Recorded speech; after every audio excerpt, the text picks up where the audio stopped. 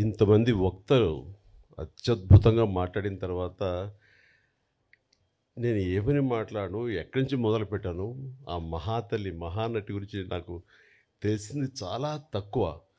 దాన్ని ఎట్లా నేను ఆవిష్కరించను అనే ఇందాక నుంచి మీమాంసలో ఉన్నాను. నిజంగా కూడా చాలా కష్టం. కానీ ఆవిడ గురించి మాటలు మాట్లాడే కంటే చేతల్లో ఇలా చూపించుకునే అదృష్టం నాకు లభించినందుకు దీనికి కారణమైనటువంటి ప్రతి ఒక్కరికి శిరస్సు వచ్చే హృదయపూర్వక నమస్కరిస్తున్నాను.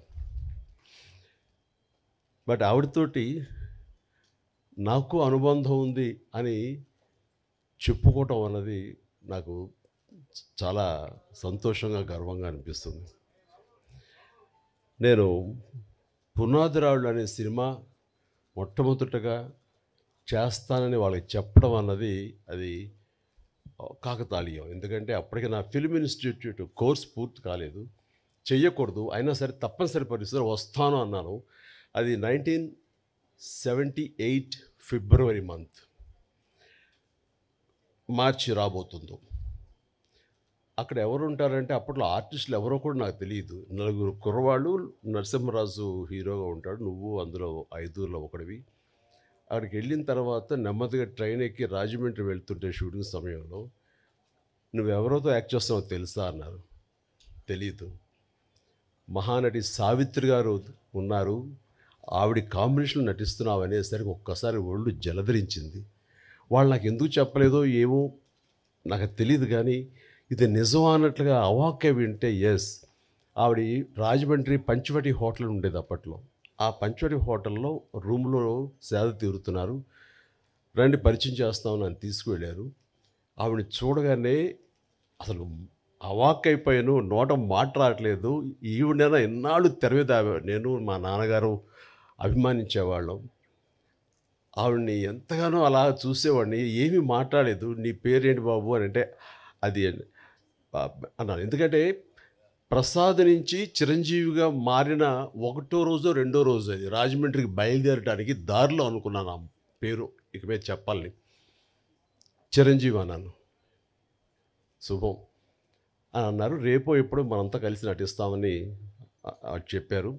అయిన తర్వాత అక్కడ రాజమండ్రి షూటింగుల్లో వర్షం వచ్చింది. ఫిబ్రవరి మార్చిల్లో వర్షం ఏంటని మీరు అనుకోవచ్చు, అవి మ్యాంగో షవర్స్ అంటారు, మొన్న కూడా వచ్చింది అట్లా. అలాంటి అకాల వర్షం వచ్చింది. ఒక గచ్చు తోటి ఉన్న ఒక హౌసు పంచలో పైన టాప్ రూఫ్ ఉంది, కానీ జల్లు పడుతూ ఉందన్నమాట. అందులో నటించినటువంటి యాక్టర్లు అందరూ రోజారమణి, కవిత, సావిత్రమ్మ గారు, గోకెన్ రామారావు, కొంతమంది ఆర్టిస్టులు వీళ్ళందరూ ఉన్నారు, నరసింహరాజు వీళ్ళందరూ ఉండిన తర్వాత చాలాసేపు వర్షం అలా వస్తూనే ఉంది, ఎవరికి తోయట్లేదు. మీకు తెలుసా ఈ అబ్బాయి చిరంజీవి అని అబ్బాయి డ్యాన్స్ చాలా బాగా వేస్తాడు, సరదాగా చిరంజీవి డ్యాన్స్ ఏమయ్యాను నేను అడగటం ఆలస్యం, అలాంటి ముందు రెడీ అయిపోతాను. నా దగ్గర టేప్ రికార్డ్ ఉంటుంది. అప్పట్లో బోనియమ్మనో లేకపోతే ఇలాంటి కొన్ని అబ్బా ఇలాంటి కొన్ని ఇవి ఉన్నాయి, ఇంగ్లీష్ నెంబర్స్, అది వేసుకుని డ్యాన్స్ చేస్తాను. నాకేంటంటే సావిత్రి గారు చూస్తున్నారు, ఇంకా పెద్ద ఉత్సాహం నాకు. అలా చేస్తుండగా ఆ జల్లుకి నా కాలు జారి గబుక్కుని కింద స్లిప్ పడిపోయాను. పడినవాడిని ఆగకుండా అక్కడ నాగుపాము డ్యాన్స్ లాగా చేస్తూ ఏదో అలా చేసేసరికి వాళ్ళందరూ క్లాప్స్ కొట్టారు. ఆవిడ కూడా చాలా సంతోషించి నాకు చాలా బాగా నచ్చావయ్యా అంటూ దగ్గర తీసుకుని ఆవిడ నా భవిష్యత్తులో మంచి యాక్టర్ అవుతావు అని అన్న మాట అంతా ఇంత కాదు, అంతటి మహానటి నోటు వెంబట చాలా మంచి యాక్టర్ అవుతావు, ఎందుకంటే నీలో స్పోర్టినెస్ చూశాను, ఆ తర్వాత కింద పడ్డ తిరిగి డ్యాన్స్ వేయటం అనేది ఆ నేచరు చూశాను, ఇవన్నీ చూస్తుంటే కనుక నీకు మంచి భవిష్యత్తు ఉంటుంది అని ఆ మహాతల్లి చేత అనిపించుకోవడం అనేది నాకు అంతా ఇంత కాదు, 1000 ఏనుగుల బలంగా అనిపించింది. ఆ తర్వాత మళ్ళీ ఆవిడతోటి మరొక సినిమా చేసే అవకాశం కలిగింది. అది చాలా రోజుల తర్వాత, అంటే 80లో అనుకుంటా, అది 1980లో. అది ప్రేమ తరంగాలు అని చెప్పేసి, అందులో నేను, కృష్ణరాజు గారు, సుజాత గారు, జయసుధ గారు మేమంతా ఉన్నాము. ఆవిడ నా తల్లి పాత్ర. ఆ తల్లితోటి మళ్ళీ ఆవిడ బిడ్డగా యాక్ట్ చేసి నటించే అవకాశం నాకు కలిగింది. ఇట్లాగా ఆ తర్వాత మళ్ళీ నేను ఆవిడ చూసే అవకాశం కానీ ఆవిడతోటి నటించే అవకాశం కలగలేదు. ఆ తర్వాత మరి కాలం చెందారు. కానీ ఆవిడ సినిమాలు ఎప్పుడు చూస్తుంటాను, పాత పాటలు ఎప్పుడు ఇంట్లో పెట్టుకుంటుంటాను. ఏదైనా పాత పాట చూడాలంటే కనుక నాకు సావిత్రమ్మ గారు యాక్ట్ చేసినవి, ఆవిడ పాడినవి ఆ పాటలే చూస్తుంటాను. ఎంత సునిశ్చితమైనటువంటి ఎక్స్ప్రెషన్స్, ఎంత హావభావాలు, కేవలం కళ్ళతో మాత్రమే ఆవిడ చూపించేటువంటి గొప్ప నటి. ఇందాక మనం గత వక్తలు అన్నట్లుగా ప్రపంచంలో మరి ఏ నటి లేరండి. ఆవిడ ఒక్క ఆవిడే కళ్ళతోటి యాక్ట్ చేసేవాళ్ళు, కళ్ళతోనే ఆకట్టిన వాళ్ళు, కళ్ళతోటి హావభావాలు పలికించేటువంటి గొప్ప నటీమణి. మా నాన్నగారికి చాలా ఇష్టమైన నటీమణి సావిత్రి గారు. సో బహుశా నాకు నాన్నగారి నుంచే వచ్చిందేమో. నాన్నగారు ఆవిడ పాటలు అవి ఏదో కనిపిస్తున్నా, ఎప్పుడైనా చూపిస్తున్నా, మేము సినిమాలకు వెళ్ళినా సరే దాని ఇంటికి వచ్చిన తర్వాత విడమరి చెప్పేవాళ్ళు నాన్నగారికి నటన పట్ల మక్కువ కొద్దీ సావిత్రి గారు ఎలా చేసేవాళ్ళు, అక్కడ చూడి అంత ఇదిగా ఉండేదో, ఆ కళ్ళ నుంచి బయటికి నీరు రాదు, కానీ ఆ కళలో ఆ కరుణ రసం ఎంత బాగుందో చూడండి నాన్నగారు చెప్తుంటే. ఆ రకంగా నాన్నగారి నుంచి నాకు ఆవిడ మీద అభిమానం కానీ, వారి నటనను అలా చూడటం కానీ, దాన్ని ఆకలింపు చేసుకోవటం కానీ, ఆ రకంగా ఆవిడ మీద అభిమానం పెరగడానికి బహుశా అదే కారణం. అందుకని నేను అంతకుమించి ఆ మహానటిని ఎనలైజ్ చేసి ఆ మహానటి గురించి నేను చెప్పేంత అర్హత నాకు నిజంగా లేదు నాకు. బట్ ఆవిడ అనుక్షణం ఆవిడని ఎప్పుడు మనసులో ఆరాధిస్తుంటాను. నాకు ఒక మంచి ఫోటోగ్రాఫ్ మన కిషోర్ ఇచ్చాడు, సంజయ్ కిషోర్. అది ఎప్పుడు నా బెడ్రూమ్లో నేను పెట్టుకుంటూ ఉంటాను, అంతగా ఇష్టపడతాను. ఒకసారి అదే ఇందాక చెప్తున్నారు చాముండేశ్వరి గారు, ఇంటికి వచ్చినప్పుడు నేను ఆవిడని ఎప్పుడు ఎంతగా ఆరాధిస్తానో, మీరు సడన్గా వచ్చారు నాకు నిజంగా తెలియదు, కానీ మీరు నమ్ముతారు నమ్మరు అంటూ ఆ బెడ్రూమ్లోకి వెళ్ళి ఆ ఫోటోగ్రాఫ్స్ ఆవిడ చూపించినప్పుడు ఆవిడ ఎంత స్పందించారు, ఎంత ఇదయ్యారంటే అంత ఇంత కాదు. బహుశా అంతగా ప్రేమించే ఒక యాక్టర్ చిరంజీవి లాంటి మనిషి చేత ఇది చేయించాలని ఆవిడకి ఎందుకు అనుకుంటున్నారో ఏమిటో నాకు నిజంగా తెలియదు. కానీ మన బ్రహ్మానందం గారు వాళ్ళు అన్నట్లుగా ఆ మహాతల్లి పైనుంచి నా గురించి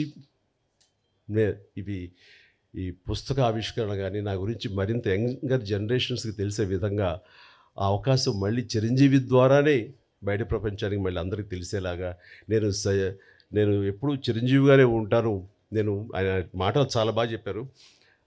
నేను చనిపోలేదు, నేను బ్రతికే ఉన్నాను అన్నది చెప్పుకునే ఇది నా ద్వారా లభించినందుకు, నేను దానికి ఒక వారధిగా ఉన్నందుకు నేను చాలా నా జన్మ సార్థకమైందని భావిస్తున్నాను.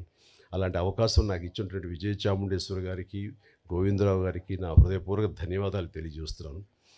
వారి ఇంటికి వచ్చినప్పుడు చాలా చిన్నగా చేసేద్దామండి, ఎందుకంటే అమ్మకి ప్రకృతి చాలా ఇష్టం. మీ ఇంట్లో ఎటు చూసి సరే పూల మొక్కలతో చాలా అందంగా ఉంది, ఇలాంటి చోట చేస్తే బాగుంటుంది, మీలాంటి మనసున్న మనుషులు చేస్తే సరిపోతుంది అనుకున్నప్పుడు అంతటి గొప్ప నటీమణిని, అంతటి వ్యక్తిని ఒక చిన్న చోట చిన్నగా చేయటానికి నాకు అసలు మనస్కరించలేదు. అందుకని కొంచెం టైం తీసుకున్నా సరే ఇంతమందికి ఆవిడ గురించి చెప్పేలాగా అలాంటి ఆయా వక్తలు నేను ఇన్వైట్ చేసి వారి ద్వారా ఆవిడ గొప్ప ఔన్నత్యాన్ని తెలిసేలాగా నా వంతు ప్రయత్నం చేశాను. అందుకని ఇందులో నేను ఆవిడ గురించి ఏమని చెప్పగలను నేను చెప్పలేను. బట్ ఆవిడ గురించి ప్రేమ నాకు ఒక తల్లి లాంటి ఆవిడ మీద నా ప్రేమ మనసులోనే పదిలంగా దాచుకుంటూ, ఆ మహాతల్లి నాకు తన కూతురైన చాముండేశ్వరి, నా సోదరైన చాముండేశ్వరి ద్వారా నాకు ఈ అవకాశం ఇచ్చిందని భావిస్తూ, ఇది నా జీవితానికి దక్కినటువంటి గొప్ప అమూల్యమైన అవకాశంగా నేను భావిస్తున్నాను.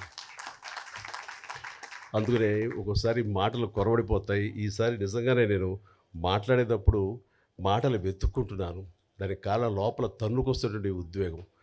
అలాంటి భావోద్వేగాల మధ్య ఉన్న నాకు ఆ మహాతల్లికి మీ అందరి సమక్షంలో నేను మనస్ఫూర్తిగా నా నివాళులు అర్పించుకుంటూ, ఆ మహాతల్లికి ఇంతకంటే ఇంకేమి చేయగలం అంటూ నేను తెలియజేస్తూ, ఇంత ఓపికగా మీరందరూ ఉన్నారు, ఇంత చక్కగా మీరందరూ వీక్షించారు, అందరికీ నా హృదయపూర్వక ధన్యవాదాలు తెలియజేస్తూ, నాకు ఈ అవకాశం ఇచ్చినందుకు ప్రతి ఒక్కరికి నా హృదయపూర్వక ధన్యవాదాలు. అలాగే పేరున ఇక్కడ ఇచ్చేసినటువంటి వీళ్ళందరూ కూడా ఒక ఫోన్ కాల్ చేసి రండి అనగానే పెద్ద ఎత్తున వచ్చారు, ఎక్కువ సమయం వెచ్చించారు, చాలా అద్భుతంగా మాట్లాడారు. వీరందరికీ నా హృదయపూర్వక ధన్యవాదాలు తెలియజేసుకుంటున్నాను. Good night. ఎంటర్టైన్మెంట్ సక్కు సక్కేంద్ర సక్కు సక్కు బాయ్ బాయ్ బాయ్ బాయేంద్ర బార్కవ్ బాయ్ బాయ్. గిరాకి వచ్చే టైం ఏంది కస్టమర్లు వస్తున్నాడు రేడికల్ పీగురి కస్టమర్లు వస్తున్నారు కదా మాత్రం పొగరు ఉంటది మరి తగ్గించేద్దాం పొగర్ని డబ్బులు కట్టేస్తావేంటి కొంప తీసి లేదు కస్టమర్లు ఆపేద్దాం పదా మరి మన బిజినెస్ స్టార్ట్ చేద్దాం